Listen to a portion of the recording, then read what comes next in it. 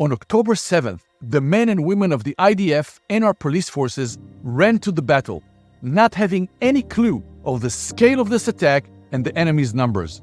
They ran to the fight to save lives, many paying the ultimate price to rescue those under attack. On that day, many of our friends and colleagues were called up and rushed to the fight, and many of our staff and students are still serving on the front lines down south and fighting Hezbollah in the north. Here is the story of a Messianic soldier whose unit was rushed to the fight on October 7th, and how he found courage under fire in God, whose power overshadows the cruelty of our enemies. We're close to the border of Gaza. We're close to Gaza City. And just behind us, Kibbutz Mefalsim. And I have a privilege to stand with a Messianic soldier, a dear brother in the faith, who fought here, who came right here in the 7th of October, a year ago. And we want to hear from you. So what happened? How did you get here? I was awake when at 6:30 when the rocket started flying over Israel. Chaos. I remember it just caught me off guard because the rocket Keep on coming. it just kept on coming.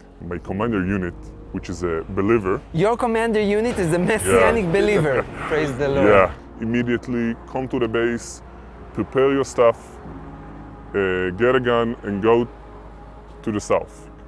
Continuously, not only the rockets, but Terrorists are all over the place. They just kept coming. We decided it's right to come to Kibbutz Sad, which is nearby, a couple kilometers south from Mefalsim. So we begin to take missions from there. By the way, one of the team commanders is also a Messianic believer. Another one. So you're surrounded with brothers. The first mission is to rescue the Motzav Paga. It's a big chaos. We don't know exactly the full picture. I just did the missions. It was really, you could not believe what's happening. You were coming on that road and you saw something that you never saw in your life. What was on the sides of the side of the road? Just here. 7th of October, as I told you, my feeling was just do your mission. Don't look left and right. Don't look at the focus. Focus. Don't look at the dead bodies.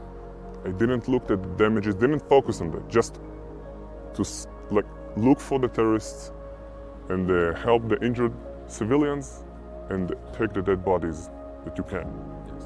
I was out, not a blackout, but really almost focused on the After that, in the morning, we didn't sleep.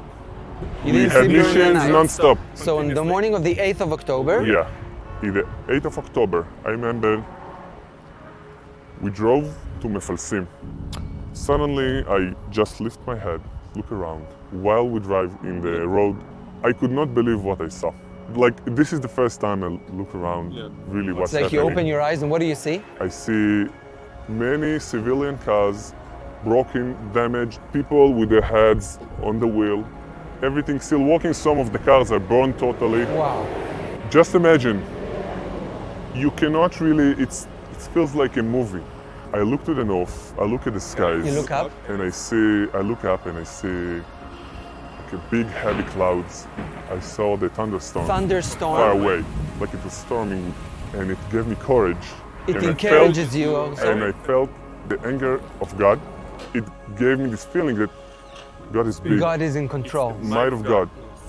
And this is the feeling that I really got courage. And I remember passing it to my fellow crewmates. Wow. Just gave me like this. One of the God is in control. Our commander, which is a believer? Yeah, which is a believer, comes to me with a big smile, you hear this helicopter? You see the helicopter above us? Yeah, say hi to him. This is our friend. A Messianic believer, that friend we know. that you know. It was really nice, encouraging to see all the believers, even surrounding me. Surrounding you and even in the sky. Above, suddenly he's above us, doing his mission. Thank you for this incredible testimony. Thank you so much. There's so many people who hear you and they're praying for us. And it's so encouraging to know that there's other believers serving the people of Israel. Thank you so much. Amen. As we see the massive scale of destruction and lives lost in this burned car memorial, Each of these vehicles represents many lives tragically cut short by this barbaric attack. Shalom, Dr. Fendel. Shalom, Golan. Thank you for your time. Can you tell us where are we? What's going on? What is this graveyard of cars? Basically, this is through the motive of cars. This is how I understood how massive that day was. Even though the day started much earlier in the morning, 6:30 in the morning, I'm going back towards 3 p.m. 3 p.m. I'm as a doctor driving an ambulance, just like we're right behind us, driving an ambulance. That was an ambulance. That's what an ambulance. We're going to tell about it a bit more soon. But driving down an ambulance on the roads all around here, going through Sderot, which is a city where I was born in, and my whole family was there on the 7th. And I was going through Sderot, and on the roads, I thought it was like, points of battles. But no, then I saw cars upside down, bodies on the road, pacifiers and boosters, car seats just thrown out on the street. And that's when I understand, right now I'm on a street, driving down, maybe terrorists were here a couple of minutes ago, maybe they're still here, maybe they will come here. And that's the first time I really started understanding that I'm in danger. I like also starting here because I feel that this is the right place that I could give honor to the entire tragedy that happened that day. But this is a place that brings the story of the entire battle field that it happened. Of the 7th of October. And also it's for us to one time understand how big this place is. This place brings in 1,600 cars. 1,600 cars. People would gather up in the car just trying to run away. So every car here is basically telling a story of at least 4 people. Sometimes Even 4, 5. sometimes more. Then you just can understand how big this day was. A lot of the cars here are burnt, and some are but shattered from bullets, RPGs. Everybody says that right now, me and you are talking here of history that's still happening. We don't know how it's going to end. It's being We're written. in the middle of it, yes. It's like a Bible that was written. Maybe we're adding a paragraph right now to the Bible. Something very, very important in the Jewish history. But I could tell you, Golan, that I know how it's going to end. And I know it on the base of the Jewish history. Whenever it faced a tragedy, it just got stronger. Back. Just got stronger. Let me explain why this is happening here. Why all the cars were collected here. They were collected here just for taking the cars out of the streets so I could drive down here with my kids today and not see every day the tragedy in front of my eyes. We went through enough. But more of that is, this is a place where the police could come investigate. And they investigate the cars, they get evidence. And the cars that they gave us a lot of evidence, a lot of stories. People come here to find the belongings of their beloved. Think about it, they have nothing to hold on from that day. Yes. Nothing left. And when the family comes here, they could see some of the story. They find the car of their beloved, and they could get a glance It's a memory. of the last moments, a memory of the last moments of their beloved. Yes. More than that, the most important is for Zaka. Zaka, they're in charge of bringing every part, looking for body parts. anything that contains DNA, and to get more information and to bring everything to be buried as the Jewish law. So this is basically why the site is here. Today it became a memorial site. There's cars here that people would turn around. They were already out of battle zone, but then they remembered they forgot one of their friends. They turned around back. They found a friend. They brought him on the car. And those kind of stories show you how much light and how much hope and we have in the strength of Israel and the Jewish nation. I told you about all these cars. You could see how many. It does not end. It goes far. If you look all the way there, you cannot see the end of it. It goes very far. You said 1,600 cars, 1,600 cars in one place. This is the wall of all the burnt cars. The cars that are not burnt are set up down there. I want to talk to you a bit about what happened in that junction. In that junction, first of all, I understood what is heroism. You know, today you try to point out heroism, it's all the time the person that was killed, right? He was killed, but he was a hero. Heroism is basically anybody could be a hero, no matter what he does in life, what is his background or what experience he has.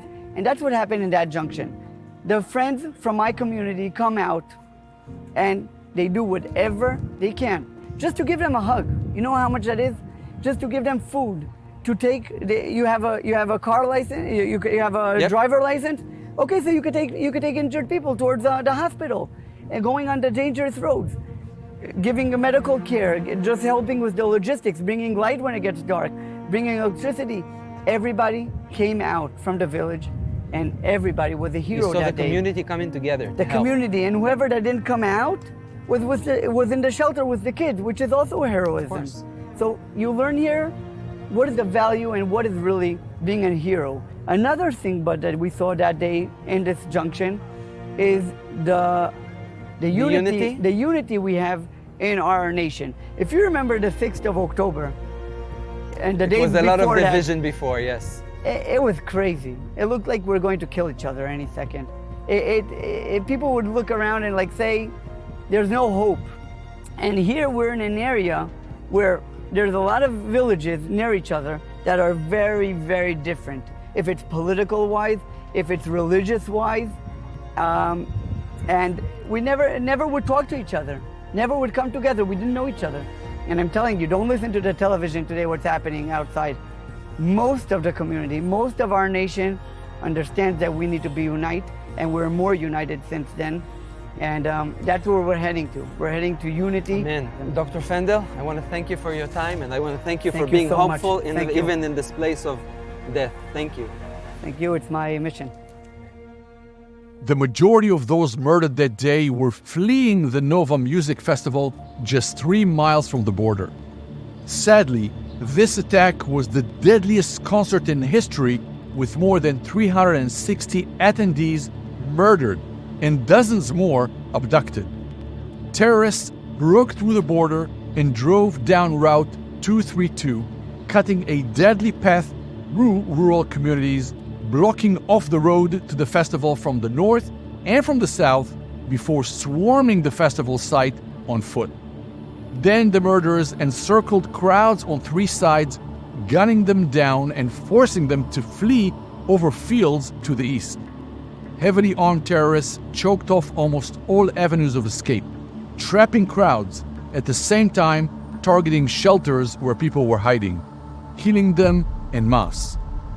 We will never forget the cruel nature of these attacks, and we wanted to take you to the site, which has turned into a memorial of the lives lost.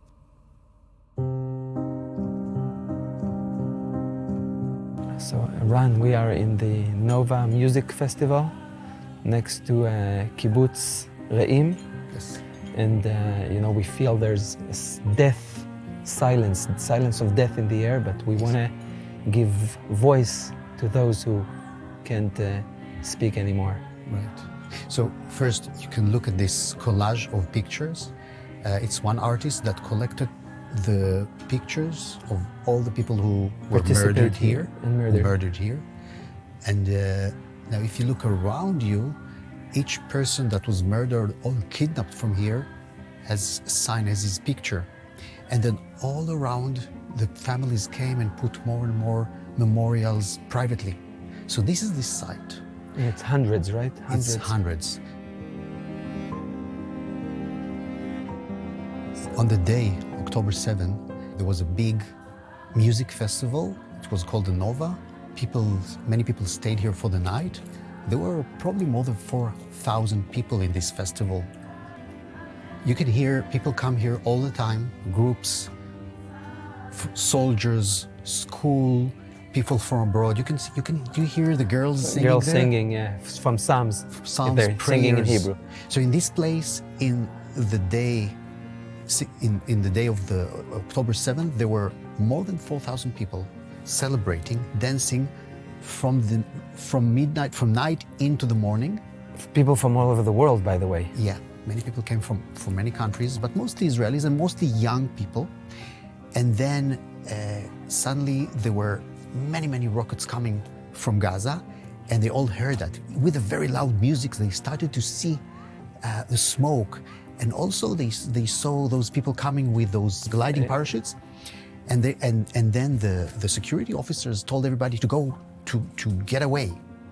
The problem was that if there are more than 4,000 people, all the cars, it's just a big traffic jam. And what also happened is that the killers from Gaza, they went into the road and started to kill people Shooting everybody that were in trying. the cars. So it's So like it was a trap of death. trap of death, and there's nowhere to go. So from those 4,000 people, we know that 364 people were murdered on that day. Another 44 people were kidnapped into Gaza. And from those 44, several already we know that are dead. Every 10th person was either killed or Murdered or kidnapped. or kidnapped here. So, and it's a community of those feasts, festivals. So these people, They know each other. And many of those who survived, they carry with them very big issues, mental issues today. That's what happened here. And after that, the families, it's hundreds of people. So the families came here and started to build this as a memorial. This is a spontaneous movement of people just coming, putting parents and friends. parents, friends, putting the pictures. Many of those who were killed here, they were hiding in the fields, behind bushes. There are some trees here, so they're trying to hide in many places. And we know from parents that they got a call from their kids, and then they hear their kid die. There are many situations like that. It's such a big scar in the heart of our nation. There are many people here, but they are very quiet. They're walking, they're crying. They respect, they all mourn. We all mourn when we come here. It's a very emotional place to be.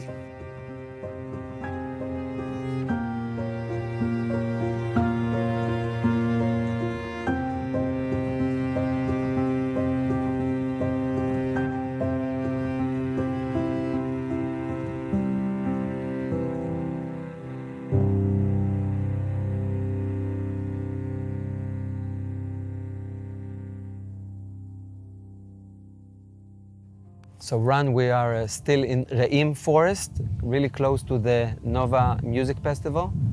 What is this place exactly? During the massacre in the festival, people were trying to hide. So some of them were able to hide in this creek, but this place or this riverbed is also mentioned in the Bible. Do you know when? Where? In Genesis Chapter 26. Chapter 26, we read about Isaac, Yitzhak, who comes just like his father to this area, the area of Gerar, where the Philistine king was called Abimelech. Let's read what happens here. So it says, now there was a famine in the land beside the previous famine that had occurred in the days of Abraham. So Isaac went to Gerar. So Gerar, if this is the valley of Gerar, the city of Gerar is a little further up this valley. To Abimelech, king of the Philistines. So the people here are called Philistines. The Lord appeared to him and say, do not go down to Egypt. So Abraham went to Egypt, but he stayed here. Now Isaac sowed in that land and reaped in the same year 100-fold. And the Lord blessed him. And the man became rich and continued to grow, richer until he became very wealthy. For he had possessions of flocks and herds and a great household, so that the Philistines envied him.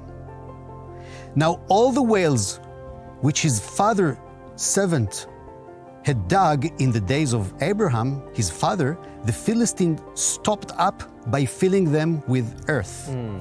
The interesting thing about this, and later on it says that the king, Abimelech, tell him go to the valley of Gerar. So then he comes here and digs, again. more wells here. Now why this is important? This place, there's no springs of water here, only wells. So this is really the same geographical arena. It happened right here. Right here, and this is exactly how things look like. But notice the players in this play, Isaac, which is Israel, The promised son. and the Philistines. Now again, we hear about the Philistines. Remember when we spoke about the Philistines in Gaza? They were bad here. Bad connotation. They're trying to destroy Isaac, the son of Abraham, the promised son of Abraham. What's the Bible is trying to tell us about this? Why it's always with the Philistine? Now notice that I said that the Philistines in the time of Isaac, they envied Isaac. They envied his prosperity, His the wealth. prosperity. Yes. Now look at what's going on now. There is the people in Gaza. In the disengagement, we left their greenhouses and fields. And what did they do with that? They just destroyed everything and started to dig tunnels. And they envy more what we have here. So all the kibbutzes here that thrive and prosperous, they want to take over. This is their envy. And if you think about this in a more global, spiritual way, you see that this envy against Israel, against the success, again what the blessing of the Lord is all over. It's not only the story of the Arabs in Israel. It's bigger than that. It's a story of those who envy the gifts that God gives to those who He loves. Yes. And those who envy the gifts of God, they try to destroy. And they come from the enemy. Who was the first anointed Messiah of Israel? Saul. Who killed Saul? The Philistines. The Philistines. So you see, the Philistines are always after the people of Israel, the Jews. It started with Abraham and Isaac, it continued with Samson, and it continued with Saul, and later on we read with Jeremiah and Amos how they're going to be punished. And what's interesting, the Arab people who live in Gaza, how do they call themselves? They call themselves Philistines. Yeah, they actually said the word Palestine. Very similar. Yeah. Why do they call themselves Palestinians or Philistine? Why? The British that were here in the 20th century, they called this the Mandate of Palestine. Yeah. So they took this name and called them, but they adopted this name. Why? This is very interesting. If you check what the meaning or the spiritual burden that come with this name, what is it? It's those who represent the enemy that is trying to abolish the plans of God for salvation through His people. It started with Abraham and Isaac, continued with Saul, continued with David, and many years later was adopted by the Arabs that also try to destroy Israel. A little bit like Amalek, right? You're right. Yep. 1 Samuel chapter 30. With David in the city of Ziklag, I hope I say it right in English. Right. So what the story is, David is hiding from Saul. Where is he hiding? Where is he going to? To the king of the Philistine, Achish. Mm-hmm. Why is he going to him? Because that's the most secure place if you're hiding for a king that is trying to kill you, even though the Philistines are not really friends of Israel. So they are now going to fight in the north against Saul, where he's going to die in the Mount Gilboa. And the people of the Philistines, they tell their king, we don't want this David, we cannot trust him. And that's very good for him because he didn't really want to fight against his own people. So David go back to the city that he got from the king, Ziklag. Yep. And what does he find there? That there were raiders coming. The Amalek. The Amalek. Let's read this. 1 Samuel chapter 30.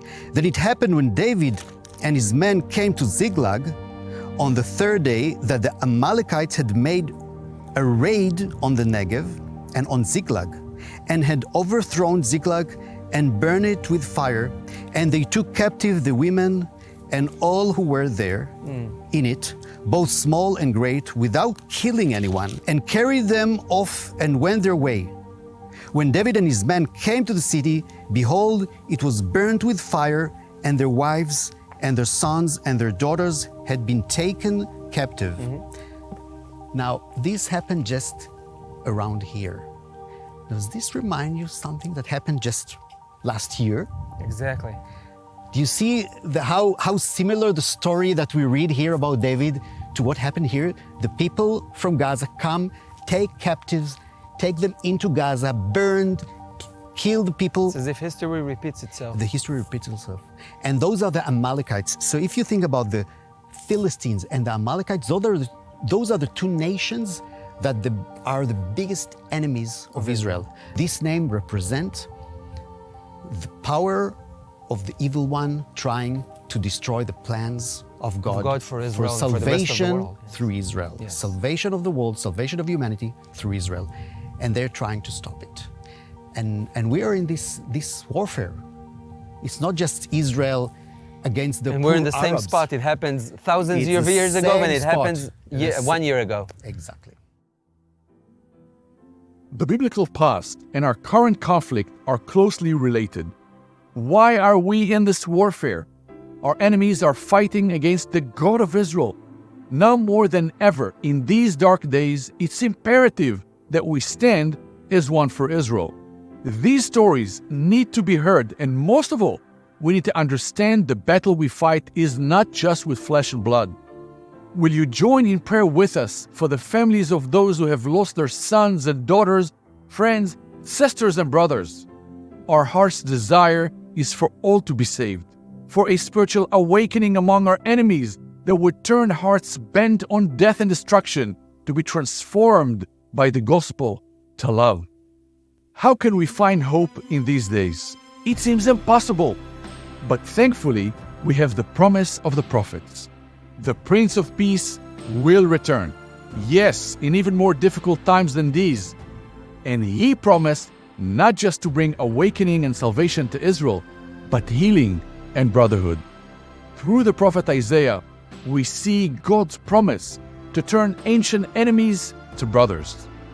And the Lord will make himself known to the Egyptians, and the Egyptians will know the Lord in that day and worship with sacrifice and offering. And they will make vows to the Lord and perform them. In that day, there will be a highway from Egypt to Assyria, and Assyria will come into Egypt, and Egypt into Assyria. And the Egyptians will worship with the Assyrians.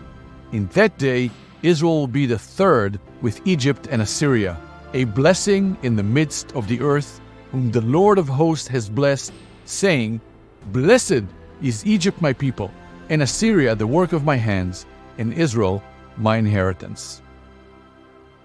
In the midst of these days, hope is breaking through. Will you join in faith with us? Will you stand with God's promises today? God doesn't promise us a life free of trouble. We will likely face even more difficult days than these. But for those who stand with Him in faith, He has promised to be with us in all those trials. Israel's survival and revival is a motor miracle. Will you stand with us today in prayer and support and become one for Israel?